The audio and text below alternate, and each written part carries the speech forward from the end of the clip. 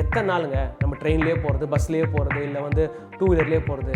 நம்ம நெக்ஸ்ட் லெவலுக்கு ஒரு காரில் போக வேண்டாம். அந்த காரே ஒரு பிஎம்டபிள்யூவாக இருந்தால், அந்த காரே ஒரு நெக்ஸ்ட் லெவலாக ஒரு அப்படியே ரிச்சாக ஒரு பாஷான காரில் போய் இறங்கினா, அந்த மாதிரி போனோன்னா நீங்கள் நெக்ஸ்ட் லெவல் ஆஃப் இன்வெஸ்ட்மெண்ட்டை டேஸ்ட் பண்ணணும். They can also run BMS. இதுக்கான ஒரு ரூல்ஸ் வச்சு, ஒரு விதமான ரெகுலேஷன்ஸ் வச்சு செபி வந்து கைட்லைன்ஸில் கொண்டு வந்திருக்காங்க. இதை தென்னை தோப்பு வாங்கியிருக்கீங்க, அதில் எப்படி இன்வெஸ்ட் பண்ணிவிட்டு ஒரு 5 years வெயிட் பண்ணுறோம் நல்லா காய் வரத்துக்கு. அதே மாதிரி தாங்க நம்ம இந்த மாதிரியான பொட்டிக்ஸில் இன்வெஸ்ட் பண்ணோன்னா நம்ம வந்து we have to wait for minimum 5 to 8 years. The longer the time you leave the fund, the risk கம்மியாயிடும், ரிட்டர்ன்ஸ் அதிகமாகும். எப்பவுமே அதை நீங்கள் வச்சுக்கோங்க.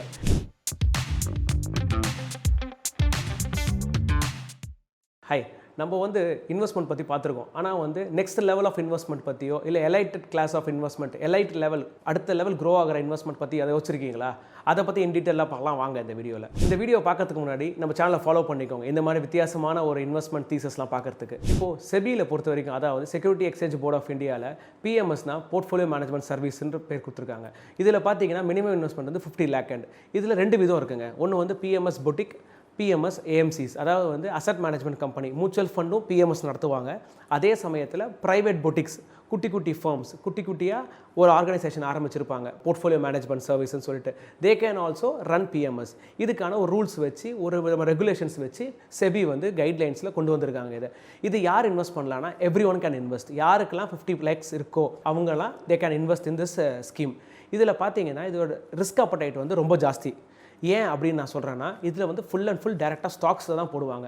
இது எப்படி ஆன்போர்டு பண்ணுவாங்க அப்படின்னா, நீங்கள் ஃபஸ்ட்டு ஒரு டாக்குமெண்டேஷன்ஸில் கையெழுத்து போட சொல்லுவாங்க. ஃபுல்லாக டீட்டெயிலாக இருக்கும். அந்த டாக்குமெண்ட்ஸில் படிச்சிங்கனாலே தெரியும் வாட் தேர் கோயிங் டு டூன்னு. எந்த விதமான டாக்குமெண்ட்ஸில் கையெழுத்து போடுறதுக்கு முன்னாடியும் நீங்கள் தெளிவாக படிச்சுக்கோங்க. ஏன்னா they will in detail tell you about the login period, about the fees structure, யார் ஃபண்ட் மேனேஜர், யார் அனலிஸ்ட்டு, எந்த மாதிரியான தீசஸில் இந்த ஃபண்ட் இருக்க போகுது, எந்த மாதிரியான போர்ட்ஃபோலியோ அலோகேஷன்ஸ் இந்த பேஸ்கெட்டில் பண்ண போகிறாங்க, whether it is a large cap, mid cap, or small cap, or nano cap, or multi asset, எப்படி கொண்டு போகிறாங்கன்றதை தே வில் இன் டீட்டெயிலாக வந்து அந்த புக்லெட்டில் தான் கொடுத்துருப்பாங்க. அதை கொடுத்து நீங்கள் சைன் போட்டிங்கன்னா அது ஒரு டிமெட் அக்கௌண்ட் புக்கும் இருக்கும். டிமெட் அக்கௌண்ட் புக்குனா என்னென்னா, நீங்கள் வந்து உங்கள் பேரில் ஒரு டிமெட் அக்கௌண்ட் ஓப்பன் பண்ணிவிட்டு அதில் தான் ஷேர்ஸ் வாங்குவாங்க, விற்பாங்க. இவங்க வந்து டே ட்ரேடிங் பண்ண மாட்டாங்க. PMS not allowed to do day trading, but they will buy stocks and sell. Buy today sell tomorrow. இல்லைனா வந்து they will buy stocks and they will accumulate in your name. அதாவது வந்து அவங்க ஒரு கம்பெனியும் படிச்சுட்டு, இந்த ஃபண்ட் மேனேஜர்ஸ் இருப்பாங்க இந்த பிஎம்எஸ்ல எல்லாருமே, அவங்கெல்லாம் உங்களோட ஃபண்ட்ஸ் எல்லாம் வந்து மேனேஜ் பண்ணுவாங்க. அவங்க என்ன பண்ணுவாங்கன்னா, உங்களோட ஃபண்ட்ஸ் எடுத்து மேனேஜ் பண்ணும்போது ஒரு கம்பெனிஸ் படிச்சிருப்பாங்க. இப்போ ஃபார் எக்ஸாம்பிள் நீங்கள் ஒரு எக்ஸ்ன்ற பிஎம்எஸ் ஃபார்மில் இன்வெஸ்ட் பண்ணியிருக்கீங்க 50 lakh. அந்த 50 lakh இன்வெஸ்ட் பண்ணும்போது அவர் என்ன பண்ணுவார்னா, ஹீ வில் பக்கெட் இட். அந்த ஃபண்ட் மேனேஜர் வந்து பக்கெட் பண்ணியிருப்பார். 25 lakhs வந்து should be going to large cap, 5 lakhs should be going to mid cap, another 5 lakhs should be going to small cap, remaining will be in cash அப்படின்னு bucket பண்ணும்போது அவர் என்ன பண்ணுவார்னா, large கேப்பில் if he chooses ITC கம்பெனினா he will talk to the management. அந்த மேனேஜ்மெண்ட்டை படிச்சுட்டு he will invest those fund இந்த ஐடிசி கம்பெனி. அது மாதிரி வந்து டிஃப்ரெண்ட் அசட் கிளாஸில் இன்வெஸ்ட் பண்ணுவாங்க. Like silver ETF, gold ETF, அப்புறம் வந்து காப்பரில் they will go for Hindu copper, Hindustan ஜிங்க்கில், அது மாதிரி டிஃப்ரெண்ட் அசட் கிளாஸில் இன்வெஸ்ட் பண்ணுவாங்க. ஒரு பிஎம்எஸ்மே பார்த்தீங்கன்னா ஒரு தீமேட்டிக்கில் கொண்டு வருவாங்க. ஏன்னா வந்து அவங்க கீழே இருக்கிற ஃபண்ட் மேனேஜர்ஸ் தான் அதை மேனேஜ் பண்ணுவாங்க. அந்த ஃபண்ட் மேனேஜர்ஸ் வந்து அவங்க ஸ்டைலில் ஃபாலோ பண்ணி அவங்க ஸ்டைலில் தீமேட்டிக்கில் மேனேஜ் பண்ணுவாங்க. ஒருத்தரது அக்ரெசிவாக இருக்கும், ஒருத்தரது வந்து ஸ்லோவாக இருக்கும், ஒருத்தரது வந்து ஃப்ளாட்டாக போகும் return. He will beat the index. அதாவது இண்டெக்ஸ்னு ஒன்று வச்சுருப்பாங்க. ஒரு ஃபண்டுக்கும் நிஃப்டி 50யோ இல்லை NSE 500ஓ இல்லைனா வந்து வேறு ஒரு இண்டெக்ஸை வச்சு ரன் பண்ணுவாங்க. அந்த இண்டெக்ஸை பீட் பண்ணாங்க, அதாவது அவங்க மெயின்டைன் பண்ணுற மேனேஜ் பண்ணுற போர்ட்ஃபோலியோ வந்து அந்த இண்டெக்ஸை பீட் பண்ணிச்சுன்னா that is called as alpha. எவ்வளோ ஆல்ஃபா பண்ணுறதுன்னு தாங்க கடைசி கதையே. இங்கே யார் மீட்டர் நிறையா பண்ணுறோன்றது தான். மீட்டர் சூடாகுதா, பைசா வசூலாகுதான்றது தான் கதை. அப்படி பார்க்கும்போது பிஎம்எஸ்ல ஏன் அதிகமான மீட்டர் சூடாகுது, அதிகமான பைசா ஏன் வசூலாகுதுன்னா, டேரெக்டாக ஸ்டாக்ஸில் போடுறாங்க. எப்பவுமே டேரெக்டாக ஸ்டாக்ஸில் போட்டு டேரெக்டாக ரிட்டர்ன் வந்து ஒரு கிக்கு தானங்க. நம்ம மியூச்சுவல் ஃபண்டில் இன்டெரக்டாக ஷேர் ஹோல்டர் ஆகலாம், ஆனால் பிஎம்எஸ்ல டேரெக்டாகவே ஷேர் ஹோல்டர் ஆகலாம். ஆனால் டேரெக்டாக ஷேர் ஹோல்டர் ஆனால் என்னென்ன ரிஸ்க்குன்னு பார்த்தீங்கன்னா, மார்க்கெட் ஏறும்போது everything will be good, everything will be super, பிளாசம்டாக இருக்கும், சூப்பர்பாக இருக்கும். ஆனால் அதே சமயத்தில் மார்க்கெட் இறங்கும்போது, ஏதாவது ஒரு கெலாமிட்டி வரும்போது, இந்த மாதிரியான வார் கிரைசிஸ் வரும்போது, இல்லைனா ஏதாவது ஒரு கவர்மெண்ட் ரிஃபார்ம்ஸ் கொண்டு வந்தாங்கன்னா மார்க்கெட் சைடு வேஸ் ஆகவோ இல்லைனா வந்து டவுன் ட்ரெண்ட் இந்த மாதிரியான டைமில் இருக்கும்போது you will face the pain. நீங்கள் அந்த பெயினை வந்து ஃபுல்லாக அப்சர்வ் பண்ணணும். ஏன்னா வந்து ஸ்டாக்ஸில் இன்வெஸ்ட் பண்ணும்போது ஃபஸ்ட்டு அஃபெக்டிங் க்ரைட்டீரியாவே பார்த்தீங்கன்னா ஸ்டாக் தான். மார்க்கெட் ஏதாவது ஒரு நியூஸ் வந்ததுனால இமீடியட்டாக ஸ்டாக் தான் அஃபெக்ட் ஆகும். அப்போ அந்த சமயத்தில் பார்க்கும்போது நம்ம இந்த ஃபண்டில், அதாவது பிஎம் பிஎம்எஸ் மாதிரியான பொட்டிக்ஸில் இன்வெஸ்ட் பண்ணுறத விட நம்மளோட மென்டாலிட்டி, அதாவது நம்மளோட தீசஸ் இதில் வந்து வெரி கிளியராக இருக்கணும். என்னன்னா, நான் எப்பவுமே சொல்கிறது தான், we should be holding this fund for minimum 5 to 8 years. ஏன்னா இந்த லாங்கர் த டைம், நீங்கள் எவ்வளோ டைம் கொடுக்குறீங்களோ அவ்வளோக்கு எவ்வளோ அதோட ரிஸ்க் கம்மியாயிடும். நீங்கள் 8 இயர்ஸ்க்கு மேலே வச்சிங்கன்னா then I will be very happy. எவ்வளோக்கு எவ்வளோ நீங்கள் லாங் டேர்மில் இருக்கீங்களோ அவ்வளோக்கு எவ்வளோ நீங்கள் அதில் இருக்க ரிட்டர்ன்ஸை உங்களால் பார்க்க முடியும். ஏன்னா நம்ம ஒரு தென்னை மரம் வைக்கிறோங்க, தென்னை மரம் வைக்கிறது பெரிய மேட்ரு கிடையாது.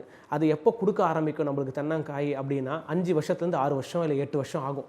அதுக்கப்புறம் தான் it will start giving us. அதே மாதிரி தாங்க ஃபண்டும்.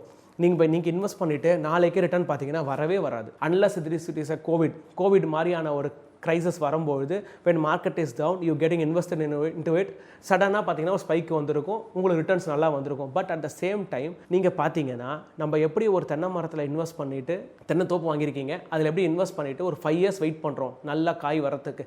அதே மாதிரி தாங்க நம்ம இந்த மாதிரியான பொட்டிக்ஸில் இன்வெஸ்ட் பண்ணோன்னா நம்ம வந்து we have to wait for minimum 5 to 8 years. ஏன்னா நம்மளோட அமௌண்ட்டே வந்து டெப்ளாய் பண்ணுறதே இட் வில் டேக் டைம்.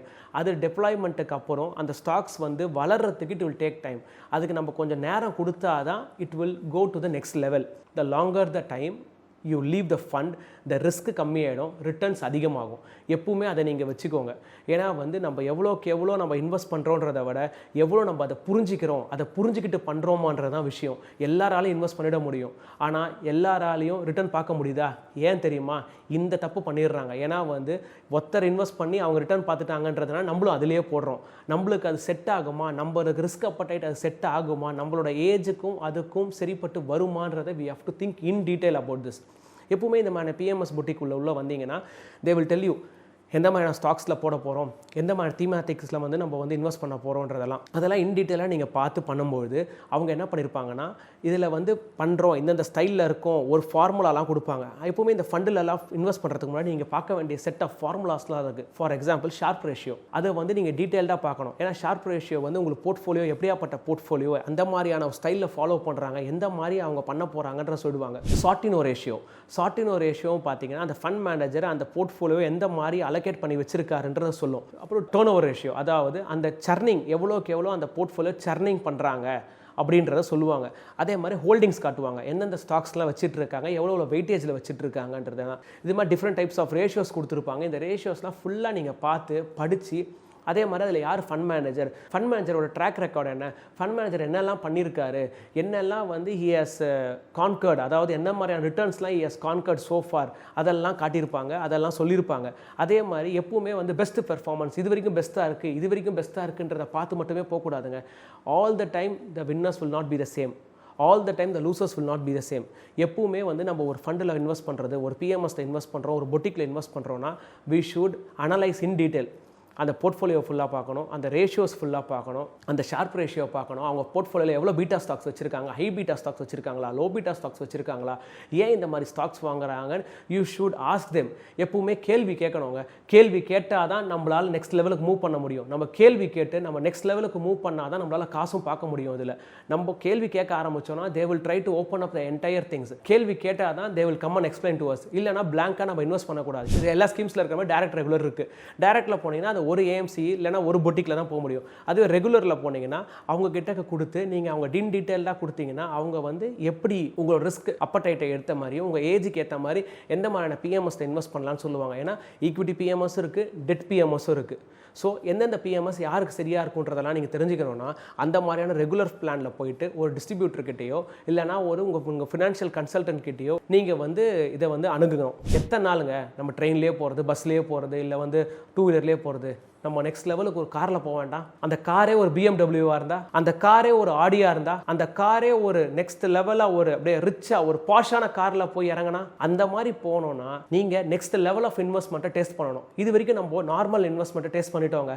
எஸ்ஐபின்னு ஒரு ட்ரெயினை ஓட்டியாச்சு, இந்த பக்கம் ஒரு லம்சம் இன்வெஸ்ட்மெண்ட்னு ஒரு பஸ்ஸை ஓட்டியாச்சு, இந்த பக்கம் ஒரு சின்னதாக குட்டி எஸ்ஐபி போடுறேன், சின்ன எஸ்ஐபி போடுறேன், ஒரு 2 வீலர் ஓட்டியாச்சு.